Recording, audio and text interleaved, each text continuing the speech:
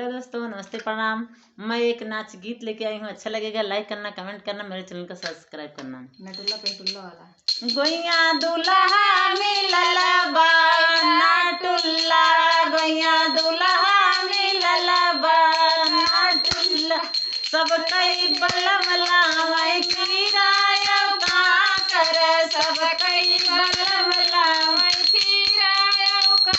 हमरा बलम लावै पेटुल्ला, गोइया दुल्हा मिलल बा नाटुल्ला, गोइया दुल्हा मिलल बा नाटुल्ला, गोइया दुल्हा मिलल बा नाटुल्ला। सब कई बलम लावै लड्डू और पियाड़ा, सब कई बलम लावै लड्डू और पियाड़ा।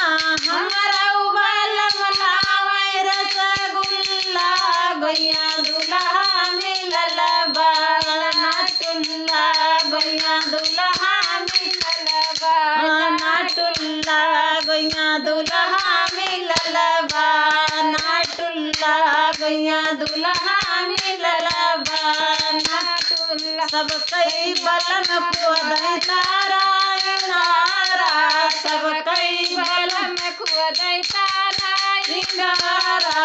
हमरा बलम खुदै मुसबिल्ला, गोइया दुल्हा मिलल बा नाटुल्ला, गोइया दुल्हा मिलल बा नाटुल्ला, गोइया दुल्हा मिलल बा नाटुल्ला, गोइया दुल्हा मिलल बा नाटुल्ला।